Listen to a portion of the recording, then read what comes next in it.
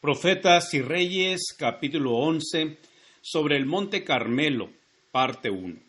Este capítulo está basado en Primero de Reyes 18, 19 al 40. Estando delante de Acab, Elías exigió que todo Israel fuese congregado para presenciar su encuentro con los profetas de Baal y Astarté sobre el Monte Carmelo. Ordenó: envía pues ahora y júntame a todo Israel en el Monte Carmelo, y los 450 profetas de Baal, y los 400 profetas de los bosques que comen de la mesa de Jezabel. La orden fue dada por alguien que parecía estar en la misma presencia de Jehová, y Acab obedeció enseguida, como si el profeta fuese el monarca y el rey un súbdito. Se mandaron veloces mensajeros a todo el reino para ordenar a la gente que se encontrase con Elías y los profetas de Baal y Astarté. En toda ciudad y aldea, el pueblo se preparó para congregarse a la hora señalada. Mientras viajaban hacia el lugar designado, había en el corazón de muchos presentimientos extraños. Iba a suceder algo extraordinario, de lo contrario, ¿por qué se los convocaría en el Carmelo? ¿Qué nueva calamidad iba a caer sobre el pueblo y la tierra? Antes de la sequía, el Monte Carmelo había sido un lugar hermoso, cuyos arroyos eran alimentados por manantiales inagotables, y cuyas vertientes fértiles estaban cubiertas de hermosas flores y lozanos vergeles. Pero ahora su belleza languidecía bajo la maldición agostadora. Los altares erigidos por el culto de Baal y Astarté se destacaban ahora en bosquecillos deshojados. En la cumbre de una de las sierras más altas, un agudo contraste con aquellos se veía el derruidor altar de Jehová. El Carmelo dominaba una vasta extensión del país.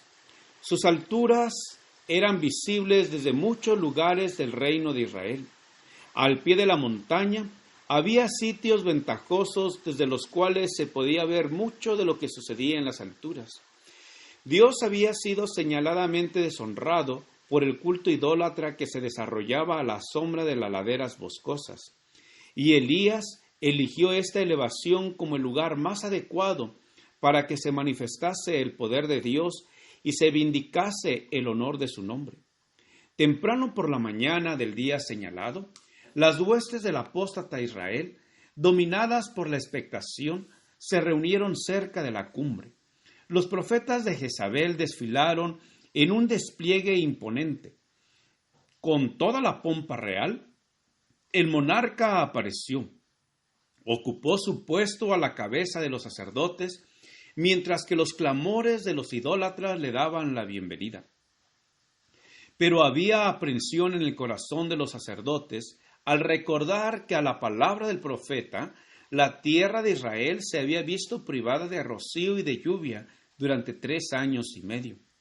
Se sentían seguros de que se acercaba una terrible crisis. Los dioses en quienes habían confiado no habían podido demostrar que Elías fuese un profeta falso.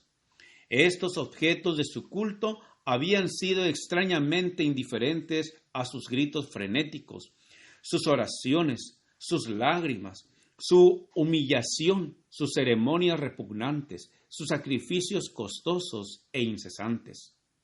Frente al rey Acab y a los falsos profetas, y rodeado por las huestes congregadas de Israel, estaba Elías de pie, el único que se había presentado para vindicar el honor de Jehová. Aquel a quien todo el reino culpaba de su desgracia se encontraba ahora delante de ellos, aparentemente indefenso en presencia del monarca de Israel, de los profetas de Baal, los hombres de guerra y los millares que lo rodeaban. Pero Elías no estaba solo.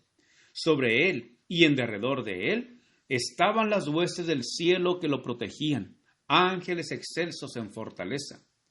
Sin avergonzarse ni aterrorizarse, el profeta permanecía de pie delante de la multitud, reconociendo plenamente el mandato que había recibido de ejecutar la orden divina.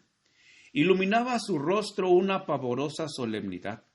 Con ansiosa expectación, el pueblo aguardaba su palabra. Mirando primero el altar de Jehová, que estaba derribado, y luego a la multitud, Elías clamó con los tonos claros de una trompeta. ¿Hasta cuándo claudicaréis vosotros entre dos pensamientos?